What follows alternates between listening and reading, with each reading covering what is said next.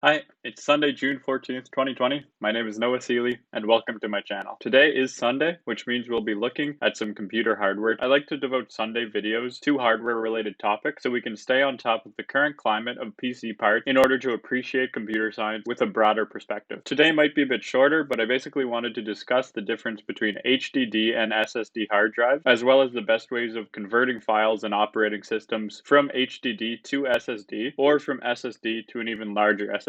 If you watched last week's Sunday hardware video, you would have heard me mentioning how soon I'll be replacing a few parts in my PC, and that will include upgrading my SSD from around 120 gigabytes to 500 gigabytes. So in order to prepare for that, as well as show anyone else interested in the storage topic, let's get started. So the main difference between storage and memory in a PC is that storage doesn't delete its data when you turn the PC off. Memory, like RAM, is faster though, and it has a direct communication with the processor, unlike the storage, which has to go through the memory to get to the processor. So in the realm of storage, we usually want something between 1 and 2 terabytes of storage. The only option used to be just HDD storage because SSD was so expensive. But recently, SSD has become much less expensive for almost as much storage as HDD, making it a totally worthwhile purchase, and in many cases, it's even usually better than HDD. So I found a pretty good article giving a lot of information about the differences between the two, so feel free to go check that out in the description below. It's also shown right here from PCMag.com. Basically, the difference between SSD and HDD is that SSD stores and accesses data via memory flash chip, which are similar to USB sticks. This proves to be a fast and reliable method of data storage. HDD, on the other hand, uses what is like a disk, which stores data on different parts of that disk and has a reading and writing arm that must access the disk at specific points to access and store memory at those specific locations. So HDD must spin the disk in order to access memory, and although there are many implementations and algorithms that have made this process a lot faster, they still are usually slower than the data access from SSD, making SSD typically faster. HDD will also produce heat and noise from this spinning as it's a mechanical process. Unlike SSD, the downside of SSD though is that these flash chips are more expensive than that disk drive, making it overall much more expensive compared to HDD. So if you're simply using your PC for gaming or work, I think that's all you really need to know about HDD and SSD. HDD is cheaper, but slower, noisier, and potentially hotter, while SSD is usually faster, but more expensive. Although, as mentioned, the price has dropped significantly in the recent years. This price drop makes SSD much more appealing if you're looking at building a PC, in my opinion, keeping in mind that I'm not referring to the newer M.2 SSD, which is actually typically more expensive, and the way you can tell the difference is that M.2 is smaller and can plug directly into the motherboard, whereas the SSD I'm referring to needs to be plugged into the power supply and motherboard. I would recommend that over everything else, you put at least your operating system on SSD, as that will significantly reduce your PC's startup time, thus making the process of quickly booting up your computer a lot faster. So now that we've seen the difference between HDD and SSD storage, let's quickly look at how to move your OS or boot drive from storage to storage, in the case that you decide you want to upgrade or switch to SSD. This video by PC Games N basically sums everything up we need pretty nicely, and I'll quickly review what they have to say about it, but also link it in the description below. So for installing the actual hardware, make sure that your current storage is not larger than the capacity of the storage that you're moving everything over to, or else it won't be able to hold all of that data. For SSD, you'll need a SATA power and data cable to connect the SSD to your power supply and motherboard. You can check out the video for a better visual, but basically you're going to attach both cables to your SSD, the data cable to your motherboard in the SATA socket, and the power cable to your power supply. Usually PC cases have trays which can hold your storage